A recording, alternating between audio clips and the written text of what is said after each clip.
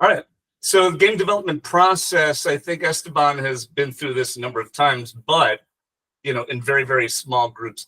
The game development process that I'm going to share with you is very commonly used in AA and AAA games, okay? And this is the game development process that publishers like, right? And I want to stress that part to you. I'm not suggesting this is the right way to do it. This is the common way to do it, right? And the reason it's common is because, I got to go to this screen. All right, there we go. Because you see at the bottom of this thing, it says each phase exists to reduce ambiguity and increase confidence, moving from creative vision to market-ready product, right? So the whole idea behind this is for the team to build confidence through each of these phases, through us to remove ambiguity from what we're making, because especially for a producer like me, ambiguity is your mortal enemy, right? But for a publisher, the people that are actually giving you the money to make the game, right? These people are timid as hell, right? These people have seen a lot of money go down the tubes, and they're very, very cautious with it. So part of this process is actually for them to feel good that you're making steady progress. So far, so good? Okay. Let's keep going and jump in anytime. All right, so let's talk about the first one and what a lot of people think is the most fun phase. It's the concept phase. This is the blue sky phase, also known as the blank sheet of paper phase. And for some people, it's torture, it's hell, right? A blank piece of paper, it could be anything, right? The trick here is, if you want to be a professional game developer, and you want to actually make money at game development, I want to stress that you can be a game developer and not want to make a ton of money and not get rich and make it your full-time job. So the things I'm telling you are with that in mind, right? So I'll tell you how the money people want to do it, and then I'll tell you my personal, for the love of the game sort of thing here. The blank page is interesting. Gee, what would I do if I could do anything? Well, it depends. Do you want people to buy it or not? And if you do want them to buy it, you have to make things that they want, unfortunately. And you have to think about that. So I just want to jump down to the second from the bottom bullet point. It says, do market and competitive research, right? Look around. Do your data analysis. Understand, what's going on out there. You don't want to throw a game into the mix that everybody else is making. Right. What we're always looking for is something we call blue ocean thinking. Red ocean is where all the sharks are already in the water. They've chummed the water like crazy. It's all red. And you want to go somewhere where other people hopefully aren't. It's gotten a lot tougher these days because everybody and their brother and sister are trying to make a video game, and the tools are inexpensive enough. Yeah, that was for you, Austin. The tools are inexpensive enough that anybody can, and you can get onto Steam or somewhere else that way. So what's important is to differentiate your game, right? But that core fantasy you see in the bottom, the Untitled Goose Game, is that classic. Look, I could tell you, you're a goose and you go around doing silly crap and annoying people. It's like, boom, done. That's one of the great things that you're looking for here. So through this process, you want to determine that core fantasy. You want to identify your targeted audience like we talked about. But again, it's that hook. What you need is that elevator pitch, right? That you could say going from one floor in an elevator to another floor, and in 30 seconds, here's what my game is, and be able to do that. And if you actually want money, practice that. Right? You're going to want to be able to say this over and over to people and make it just slide off your tongue. Now, I don't imagine that a lot of you are entrepreneurs. I can't really tell. I think you want to work on game development teams. So I'll try and keep the entrepreneurial stuff sort of lower in the priority stack here. Any questions on the concept phase? Before we leave here, I just want to talk about the exit criteria. And that's making sure that you have, a slide deck that clearly explains what this thing is, that you've got everybody aligned on what you're making. This is one of the most critical things in game development. I'll tell you this right now. These games can go, the shortest game I ever made took 12 weeks to make. and it was awesome. It was the best 12 weeks, I think, of my life as a game developer. I love that. But I've also made games that have taken 5 years to make. And one of the reasons why that one game took 5 years to make is because of a lack of alignment, right? Getting people on the same page and keeping them on the same page throughout game development is a critical task for someone. Arthur, go ahead. Yeah, I think biggest question I have about the concepting moving from that to pre-production is, are there any levels of prototyping that you would say are imperative to do in this phase, or is this all still just like making sure like a known direction is trying to... Right, I get it. The trick, and thanks for that question. The trick about this is things have changed over time. Okay, once upon a time, somebody like me could go to a publisher with a concept doc and get millions of dollars, right? That was awesome. Those are good times. They're over, right? So now this concept phase is going to happen long before you get to a publisher, right? Unless, see, I got to make sure I'm saying this right, because if you're working for a company, you know, that's doing this internally, it's a different manner than going out looking. And so if you're in a company that's wholly owned and you're just a full-timer there, and we're going to make the next game and the next game, and you work for a big company, it's a different thing with the concept phase, because you can start faster and start playing around with stuff. A lot of times I leave the prototyping to the pre-production phase, which is the next slide. But there are some things you want to just do these quick sketches. I think I actually put this on the slide somewhere. Yeah, under explore multiple ideas, it's the third from the bottom. It says evolve ideas through rapid sketches and paper prototypes. I've paper prototyped many times in my career successfully. It's cheap, it's fast, you get tokens. I hang out with board game people. It's really easy. So that's a great way of doing it in the concept phase because it's super cheap. Arabella.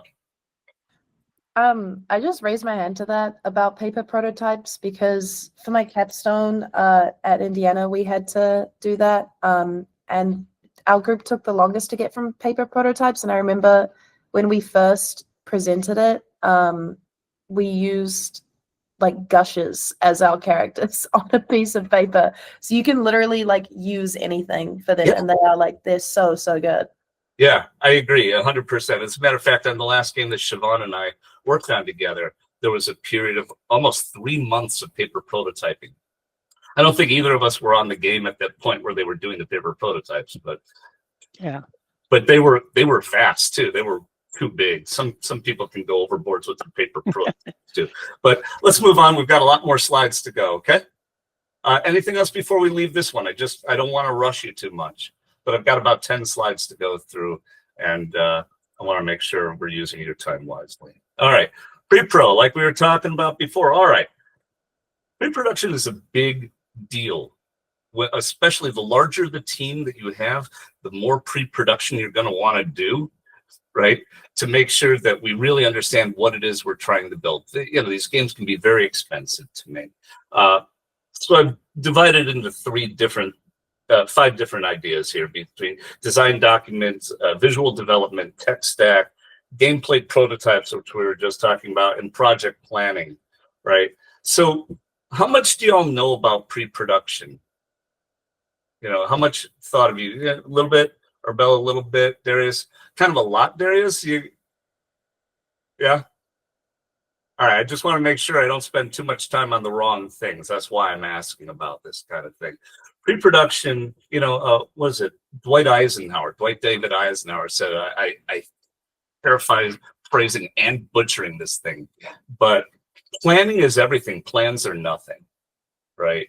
No plan, I think this was Napoleon, meets first contact with the enemy. That's a lot of military talk, but that's the way I was raised in game development back in the 90s. So it's important to sort of measure twice and cut once as best you can with this kind of stuff, because what you want to leave pre-production with is a real understanding of the game you're trying to make, that everybody is aligned on. It's very clear what our goals are, who our audience is, how we're making the game, who we're making it for, how we're going to approach it, what's the look and feel going to be, what are the feature set going to be, and then after figuring out all that blue sky stuff and the fun stuff, right, and the imagination stuff, now we get into the hardcore planning of it, right, where you say, how long do you think this thing will take to make? How long will this, and you start figuring out, what do we have time for? And in pre-production, this is where I frankly start cutting features, right here in pre-production, if I can, right, and try and focus the things down. I think that there are a lot of people that come at this from the idea that if you shoot for the stars, you may land on the moon, something like that. And so they try and load it up with a lot of features, knowing that it'll, over time, many of them will fall away. Yes, that is true. Another way of looking at it, though, is it can make your team really nervous for a long time, thinking, oh my God, we have to do all this stuff. This is insane, And so I like to start scoping early. Make sense to everybody so far? So let's see. You're looking to, from an exit criteria here, proven core loop demonstrating the fun factor, right? And then I got another slide just on this. Vertical slice representing final quality bar. Has anybody ever heard the term vertical slice? Okay, it seems like it's new to one or two of you. That's what the next slide really is, and I want to talk about that. Locked scope with fully aligned team. This one is something that a producer would write at the bottom of the page, right? And if you're a designer, you think, yeah, well, that's fungible, because locking scope is what you really want to do to exit pre-production. You really want to get a sense of, this is our plan, and now what we're going to do is go into execution mode as much as we can, where people can actually put their heads down, put their headphones on, and just start cranking out content, be it art or design or features, etc., and really just make the game, right, with their heads down, without a lot of ambiguity and a lot of questions along the way. More questions on pre-production? No? Going fast enough? Too fast? You're all right? Just want to make sure that we're hitting this stuff, right? All right. So let's talk about this vertical slice or proof of concept.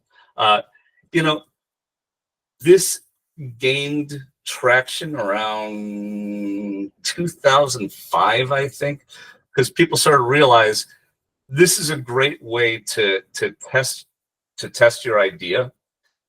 This is great for publishers. You spend money on it. You actually spend a fair amount of money creating a vertical slice, because you're going to build one slim piece of the game, or one perfect corner, or something like that. One demo of the game that looks and feels and plays like it sounds like the game, right? And to do that, it really gives you a sense of, this is the thing we're making. It's very focusing for a team. Like, you come out of vertical slice, it's just like, bam, make that. Now go into production and build that thing. For a publisher, it's a great deal, because they're only going to spend X amount of money. Let's just call it $1 million, $2 million, to prove the concept out to themselves before spending a bunch of money on production, right?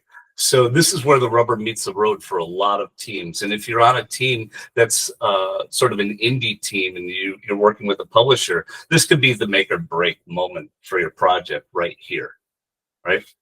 So you're going to build it. One of the greatest things about building a vertical slice, and I've learned to love this process, because what it does is it lets you know how long it really takes to make stuff.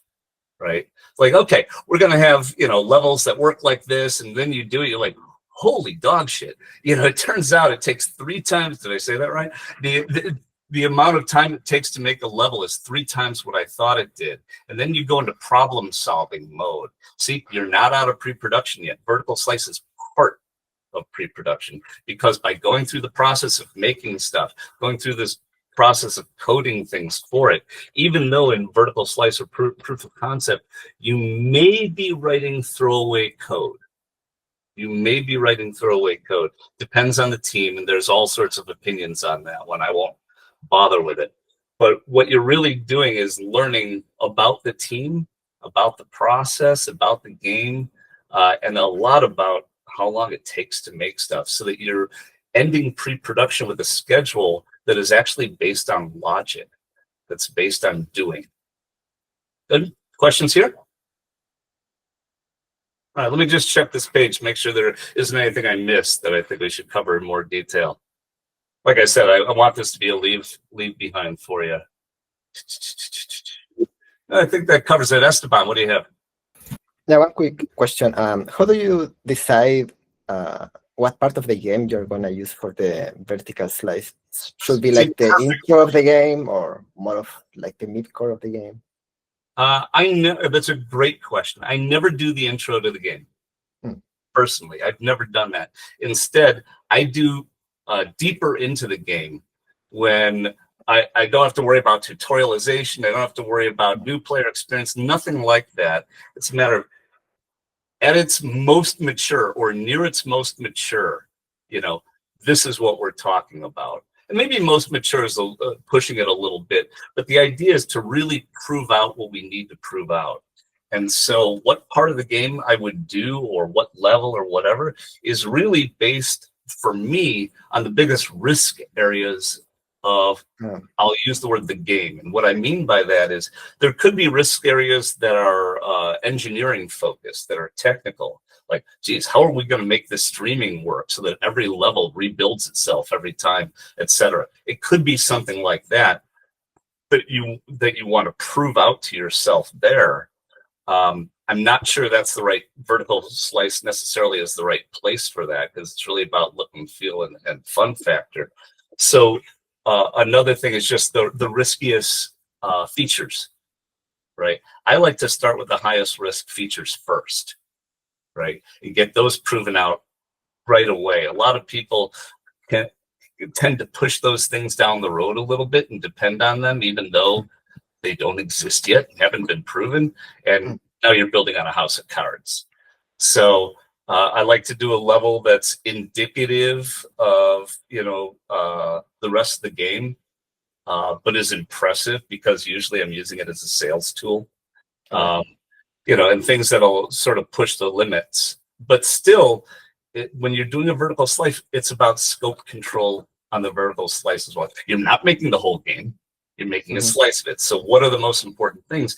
The production team or the leadership team of the project needs to prioritize. And the game development is this state of just constantly prioritizing your work over and over and over from beginning to the end. Wait till you get to the later slides.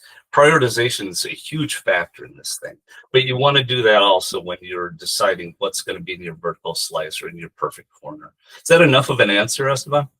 Yeah, cool. Thank you. All right, good. Anybody else? All right, next slide then. All right, production. This is where things really hit the road. So production is where, now that we've got a vertical slice, we know what we're making, we have a schedule, we have our design docs, we have our tech stack, we have our team aligned, we understand creatively where we're going. Now you start hitting the ground, right? And that's when you'll see, I think, project management, it's in the upper right. This is where we start making sprints. Have we talked about this at all? Have you talked about sprints or milestones in this group at all? Doesn't look like much. I don't want to spend a lot of time here, but there are different philosophies also on how to manage a project, be it waterfall or agile or some blend. I've always done a blend, right? I need to know during pre-production. I block everything out in block schedules, everything in 2-week chunks in a block schedule, just going, okay, I think, AI should take 12 weeks, etc. How long should lighting take, etc. I throw everything in there. I throw it into the chronological order that I feel is appropriate to make the game. And then we start, it's like Scrum. We do Scrum, but yeah, no shit. Every team I've ever worked with, every team I've ever talked to, the profanity is okay, I hope. I'm sorry about that. I haven't worked in a long time. I'm not, well, Siobhan can tell you I was actually. No, yeah, it didn't make any difference before. Yeah, all right, yeah, fair enough. So what you want to do then is, you put that end to end, and you've got your sort of waterfall schedule of this leads to this, leads to this, leads to this. But then, of course, with agile development, we break this up into 2 weeks, 3 week sprints, and figure out how much we can do each sprint, etc. It's a very important. Time management in a game project is incredibly important. But look at all the things that are going on simultaneously, which is going to lead me to the next slide of a way that I've found, and other people have found, of course, I didn't invent this stuff, and how to manage feature work really effectively, right? But just in terms of production, this is the brunt of development, right? The most percentage time will be right here. And the hardest part, I'll tell you in advance, the hardest part is going to be, imagine you're on a boat. This is one of the reasons why I have a boat behind me. You leave shore, right? It's like, okay, concept, pre-pro. All right, pre-production's done. We got a vertical slice. We're at sea, right? And there comes a point during production where you can't see the dock behind you and you can't see the port in front of you. And you're just in open ocean. Like, holy shit, how do we get there? Let me just see this last comment. I want to make sure I got this right. They learned from contracting that if your producer has more than 3 different management solutions for less, it's probably going to make a path. I'm really sorry you went through that. It's really amazing. Game development that is compared often to movie development, but it's not a fair comparison for a number of reasons. But one of them is that the movie industry by now has these pretty set processes and set roles, and a creative director here and a director or whatever, a producer. These mean things according to union guidelines, etc. In video games, every company you go to, producer means something different, etc. And everybody's going to have their own spin on the craft. I'm not going to suggest that anyone's right or wrong. What I'm going to suggest is it's nice to stay in one place so you can get experience doing this thing with this one team and shipping with this team over and over. You get far more efficient. You know your own mistakes. Like, yeah, we did that 3 times. What do you say we don't make that mistake a 4th time? So that's what retrospectives are for. Questions on production. I mostly put this down here, to cover all the bases and so that you can study up on your way when we're gone. All right, next slide then. Good one. Arthur, go. I just had a brief question, which probably was going to get answered in the next stages anyway. I've heard in the past that production probably takes more than 1/3 of the whole cycle. Like I've heard that your production phase takes the longest. Probably true. That's probably true. It may be even more. It depends on who you're with. I'll give you an example. The company that I used to run, Harebrained Schemes, especially when we were independent. And I mean, we were Kickstarter backed, which is interesting, crowdfunded, which was, by the way, the best experience of my whole life. I love working directly for players and not a publisher and not some corporation stuff. Just working for my players is just the best. But when I was doing that, I would rush some areas. Some publishers, etc., will want to, once you get to a certain phase, get a lot of user testing, get a lot of iteration, etc. In my experience, I've been running out of money so much. It's like, yeah, production takes this much, and then after production, it gets really short. It's like, what's the fastest I can get this out the door so I can make sure to maintain my payroll? And that's just the truth of it. And I've maxed out credit cards, so I don't have a slide for that. All right. So one part of production that I want to spend a little time on, and we're half an hour in, that's pretty good too. I hope I'm not going too fast for you. It's this cross-functional feature teams. You may have heard them referred to as strike teams. Some people call them tiger teams. It's all based on when in development and how they're used.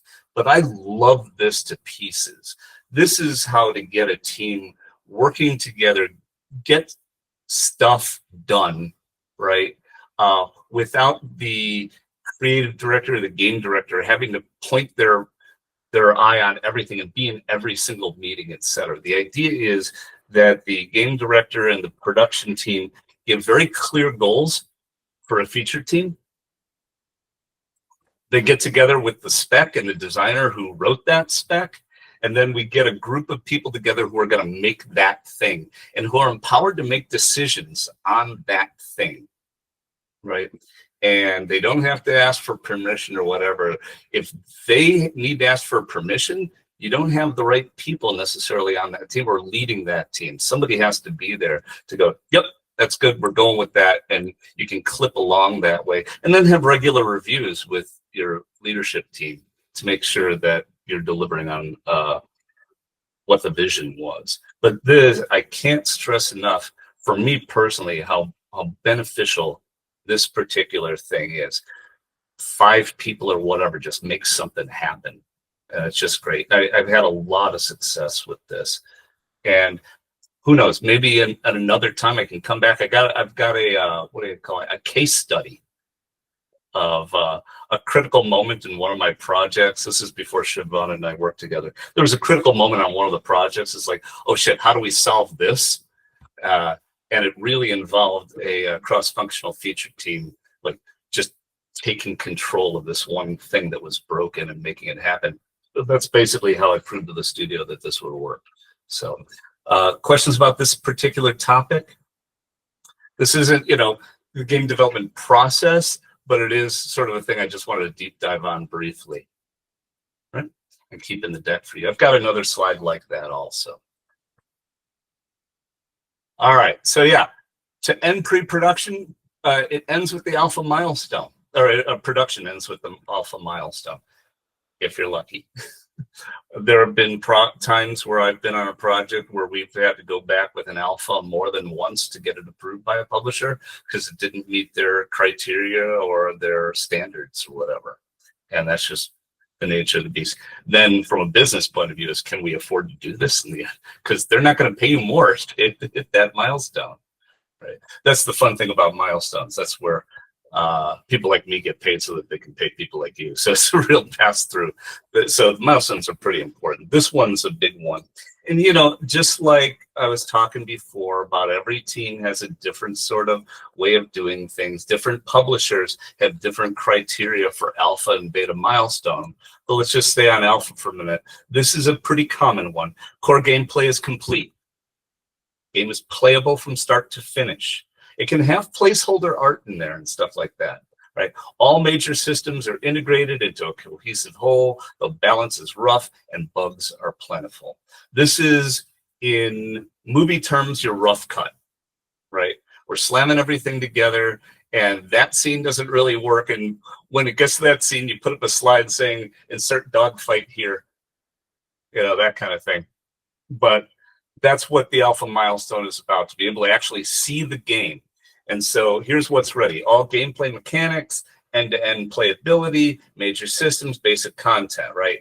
Now, and this is where I get excited on a project, launch intensive internal play test, identify what's fun, where it falls flat, document critical bugs, blah, blah, blah. And here's the bit, make hard decisions about scope cuts again, right? One of the things that I believe very strongly about game development is you should have 1 to 3 gold medal features, right? Don't try for 27 silver medals, right? Because you'll just be passed over. You got to have something that stands out. To have something that's like, holy crap, that's amazing. Personal viewpoint, but that's where I'm coming from. Try and stay in the light, I think. So the thing is, now you can put it in front of people, get their feedback, and now you start to prioritization again. It's like, okay, we have X amount of time, we can fix X amount of stuff, or we can shore up X amount of our project. We don't have enough people or time or money or whatever to make everything perfect. that part of the project is either gonna, it's gonna eke by as good enough, because perfection's the enemy of good enough, right? We're gonna let this eke by and put a bunch of effort over here because this is the gold feature. Or what I like is, you know what? Nobody's gonna miss that that's gone except for the designer who wrote that design doc. Nobody knows what you left on the cutting room floor, right? Nobody knows what was in your design doc unless you're like a couple of designers I work with who blab afterward about the feature they wish they could have gotten in, and that's awesome. All right, so that's alpha. So far, so good. We can move on to beta. Then there's beta. Oh, we're cruising now. All right. Beta. All right. Beta, content lock. When you get to beta, it's like, all right, that's it. No more levels, no more art. No, that animation's fine. I know you can get it 0.8% better, but you're not gonna. That's part of the saying no is one of the hardest things there is in game development, right? And saying no to yourself. I've had it. No. Put the keyboard down, please. All right. Heavy QA. That's where it super ramps up. A lot of times you're outsourcing QA. I love it. You know, I used to have QA in Europe.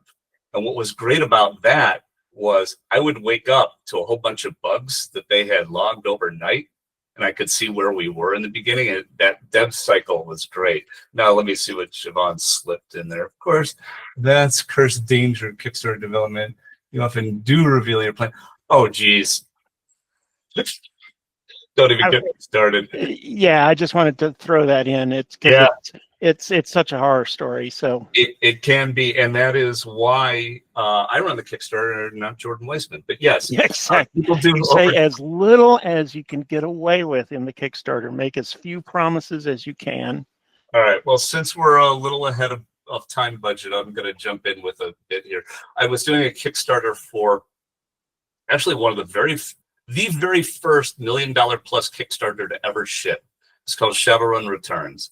And we're making this game, and I go teach a class at the Academy of Interactive Entertainment. Physically, you actually go there to teach the class. And I went there, and I was showing the class our Kickstarter, and I put it on the screen. I saw, oh, there's been a Kickstarter update while I'm here in class. That shouldn't happen. And my partner put up a thing saying, wow, this is really exciting. Maybe we'll add multiplayer.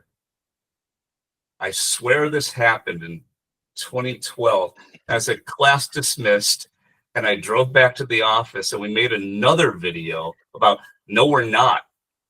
Same day. Yep. Yeah. We're just going to add a little multiplayer. It should be fine. Like, no. Okay. Anyway, back to the heavy QA, player testing. This is all great stuff. You know, again, when you have a publisher, when you're part of a major company, right, you get time. This beta is one of my favorite times in game development because every decision becomes binary, right? Should we fix this bug? It's a crash. Yes, right? It's like, but if I fix that, it could break 12 other things.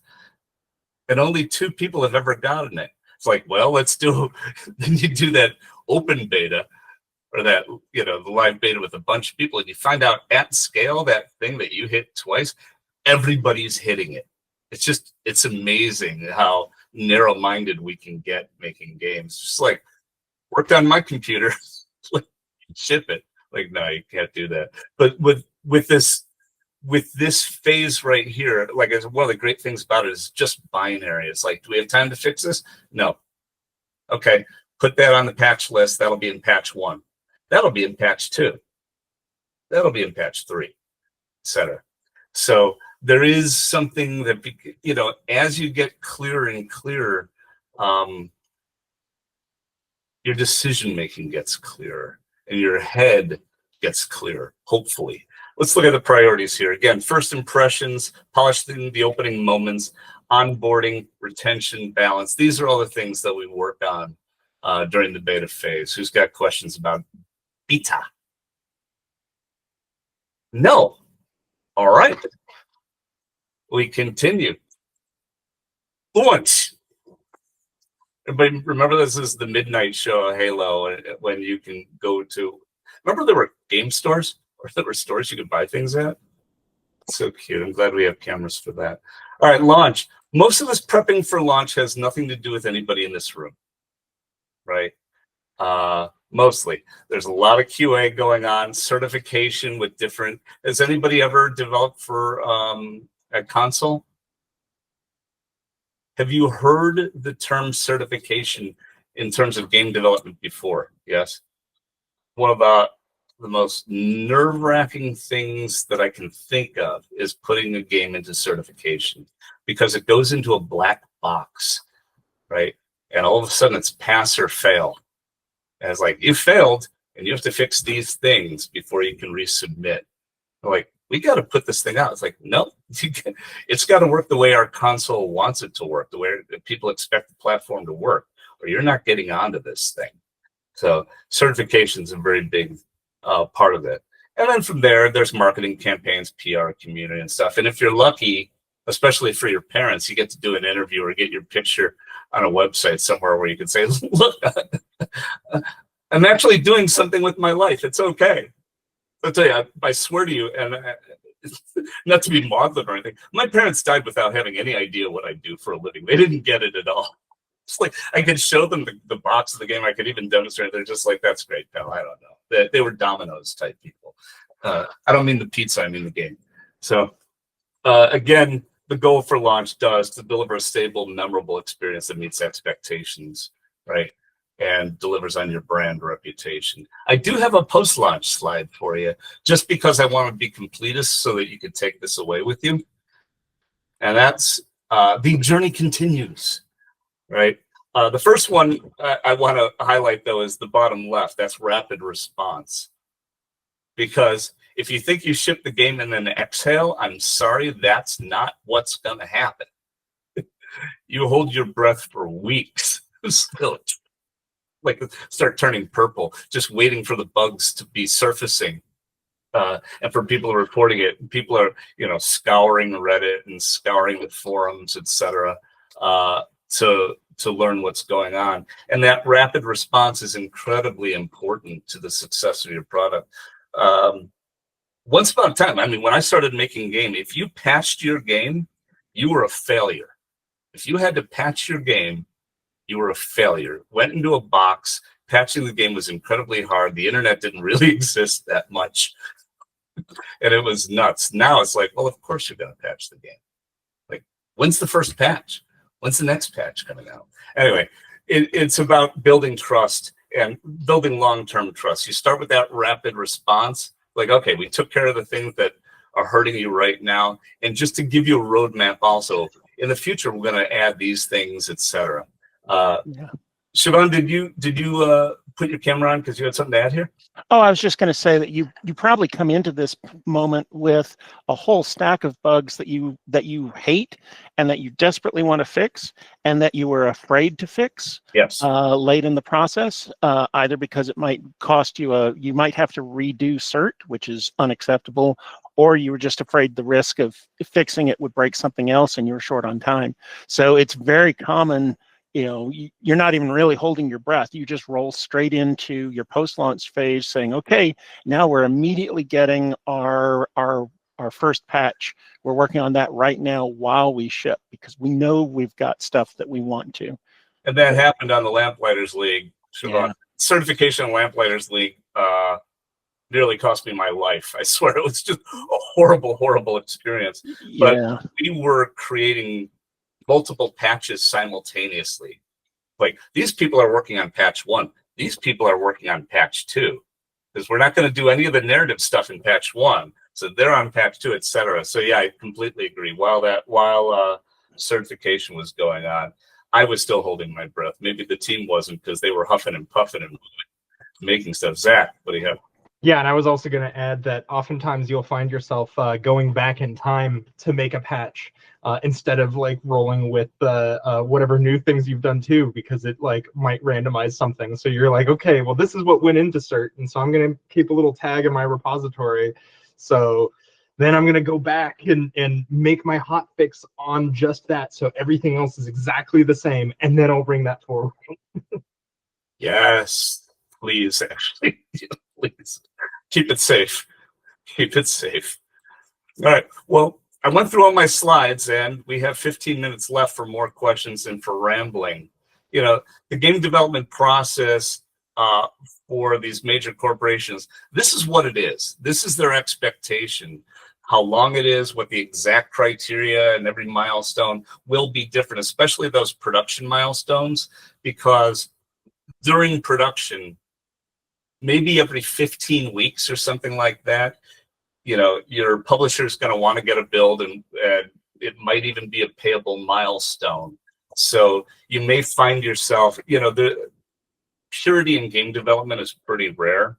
You'll be going along with production and everything's going great, and suddenly somebody says, "We need a demo for Bill Gates." Like, what?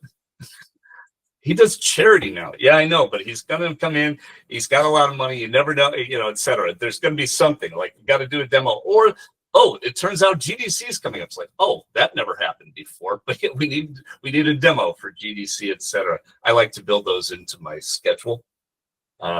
But there's always something. And I will tell you, after 32 years making video games, no two projects are the same, ever. It could be a sequel. Doesn't matter. That makes it very different, doesn't it? Working with a mature tool set, etc. So you're never working with the same people twice. And by that, I mean, you're not the same person. You know, it's like if you have kids. I know Siobhan has kids, right? The parent you were for your oldest is not the parent you were for your youngest, because you're older. Right. So the next game you're on, you're a different person. The team is different. You've all learned together something. The market is different. The amount of time you have, the budget you have. No two. Does your game work without an internet connection? Yeah, that's so fun. Been there. What else do we have, Arthur? Yeah, I think I've been thinking about this question a little bit, but what would you say is like your critical mass of a team size before it's getting into that like AA, okay, now we really need to start like putting this through a production process? Or is it like, okay, does making strike teams when we have like a 20-person team make sense? Or like, what would you, in your experience and opinion, what those that's a really interesting point. You know, my favorite team that I've ever worked on, well, the most successful team I've ever worked on was a small sequel team, because now you're just improving on something, right? And now you can really push the tools forward. You know how everything works. And we made a game that got into PC Gamer's top 100 with like 15 people, right? There were no strike teams. There was very light production. We knew how long it took to make a level. We knew how long it took to write stuff. We knew all that. We just made it, right? When I got to 25 or so, like, no, all this is going to be very visible, you know, everything. And I had a very lightweight tool. This is long before Jira, right? I had this really lightweight. It cost $5 per person to use. It was great, but it worked like a charm. So you have to start using production methodologies that way. And especially now, you know, most of the games I've made have been in person. And remote games take more production. They just do. You know, I've made games with one producer a lot. And last project that Siobhan and I were on, I think we had 5 producers. Yeah, 5 producers, a lead producer and 4 sort of feature producers. You know, does that answer your question, Arthur? Yeah, no, that makes a lot of sense. All right, good. Siobhan, anything you want to add there? Oh, I would just say that the moment you need some sort of production discipline is when your team size grows to 2. Yeah. Yeah, for sure. And you need you can get away with less production discipline the more everyone on the team has worked together in the past. But one of the things that so at DigiPen, I got the opportunity to watch the development of 60 games a year, and all of those projects had full production discipline pretty much going through this process. We forced it on them as part of the grading rubric, but we did it for a very conscious reason, which is that if we didn't make these teams impose that discipline, they wouldn't do it. And when they didn't do it, their failure rate went way up. So you benefit from process, you benefit from spending time on being, detailed and controlled about things, even with small team sizes, 5 people, 10 people, unless you're really like Mitch was saying, unless you're really doing something that you've done before the exact same way. And then it's just, you know what, we've got a machine, we're just going to turn the handle, we're just going to turn the crank and do the next one.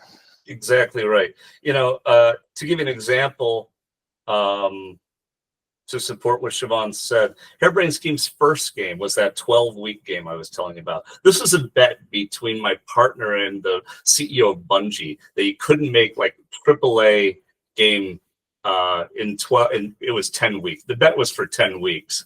And then they added 2 weeks. Bungie added 2 weeks of testing. It's like, look, you added that, not us. Sorry, but literally there was a bet between these two people that we couldn't make a really high quality mobile game in that amount of time, and that involved a ton of production. That was me, and that was me at everybody's desk.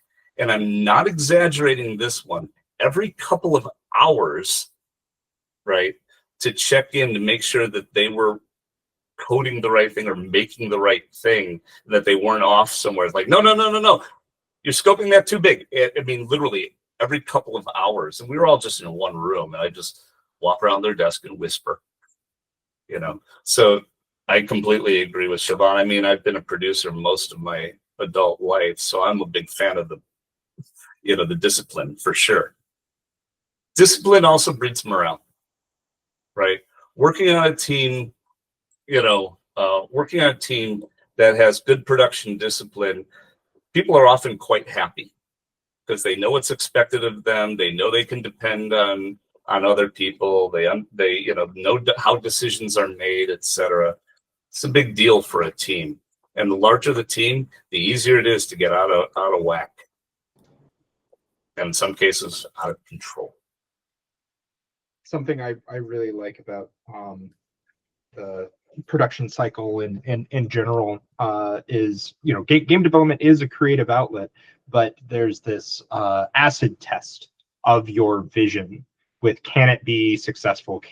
Is it actually valuable or interesting? Do people think it's valuable or interesting? And I noted before that like every single thing that gets put out there was 5 times larger than in people's heads when they were working on it, and it got cut down because something needed to buy its way in. And so seeing that creative vision tempered with the cold hard truth of reality is really fascinating to watch.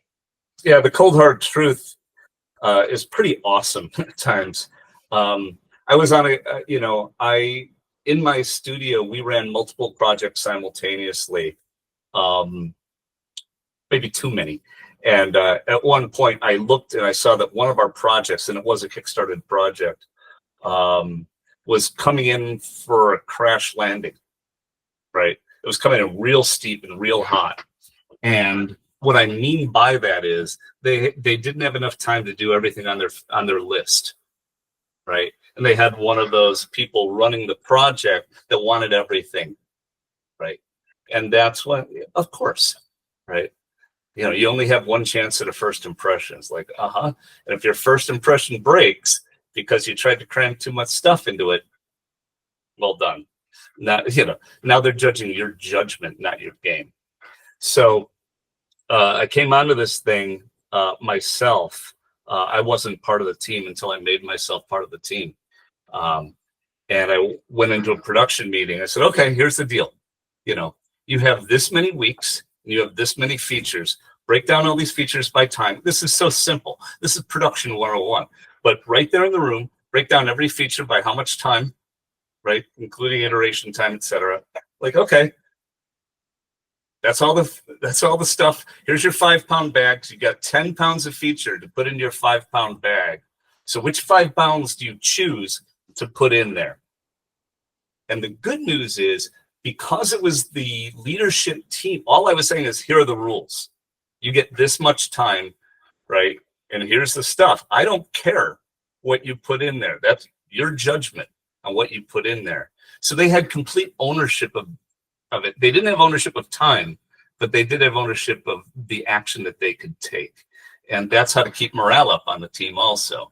That type of discipline also breeds morale, you see? All right, we got 5 minutes. Lightning round. Let's hit it.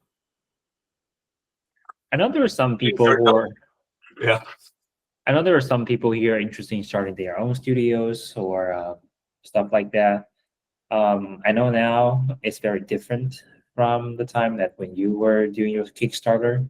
Yes. But do you have any tips or general advice that you want to share? Yeah. Don't. And I mean this out of love and respect for the people in the room, and I'm not kidding you. This is the roughest time in history since I've been alive almost to start a studio, especially if you have the level of experience of the people in this room, right?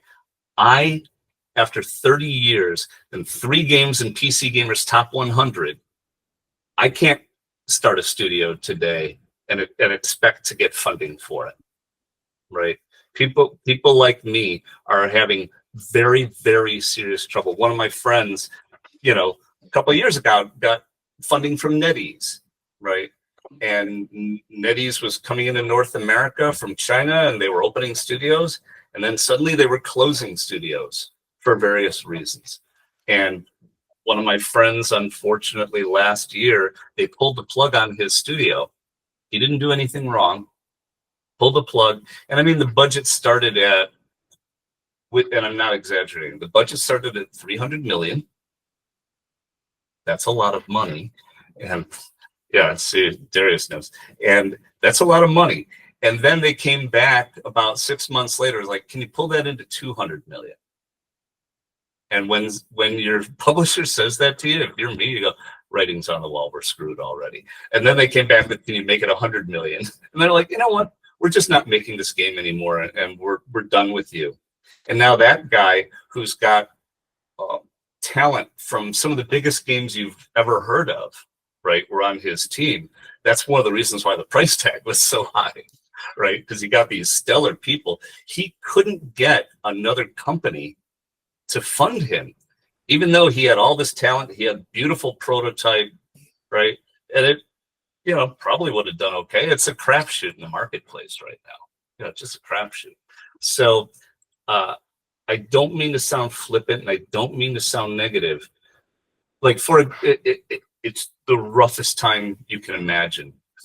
It's a great time to get some experience. And also, like my former studio, Harebrained Schemes, I left 2 years ago, and they tried to get funding for over a year and then said, screw it, we're doing it ourselves. And they started, and this was based on some advice I gave them, is they just started working it for themselves, and they got day jobs, right? And then they have game jams every weekend, and that's how they move their project forward. There are 2 full-time people that are just like, you know what? We don't care. We're doing this full-time. Everybody else is part-time, and they're tracking their time, and they'll pay them with points later.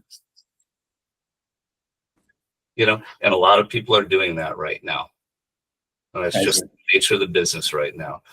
In the past 2 years, over 35,000 people have lost their jobs in game development. There's just a tidal shift in funding. And I'll tell you, I love game development. I don't deny for a moment why you want to get into it. I fully support it. It's one of the greatest jobs I can imagine. It's just a matter of starting your own studio. Not today. Arthur, I did have a good experience with the points project, but didn't bet on. Yeah, no kidding. There you go. We have 1 minute left. Jack, are we covering the stuff you wanted to cover? Yeah, that's great. All right, good. Anybody else has any question? So what are you working on now? Just curious. What's that? So what are you working on now? Nothing. I'm retired. That's the best. Although I'm not good at it. I'm not the best retiree. So I've been working with Seattle Indies for a year. And we just did this big event, Slice. And so I was on the planning team for Slice. So not getting paid. But I've been working, and I also advise people, etc. There's one fairly, you've heard of this. There's a major company that asked me to interview for a position there, and so I'm in an interview loop. But if I don't get it, that would be okay, you know. But it's a cool job. If it works out, I'd be happy. But mostly, it's just me being bored and playing with my dog, who's like 150 pounds. So he's a lot of fun. That's the best. All right, so I'm on the Discord. If you think of questions that didn't come up now, it's like, oh yeah, shit, why didn't I ask him that? Just put it in Discord. Happy to answer. Okay.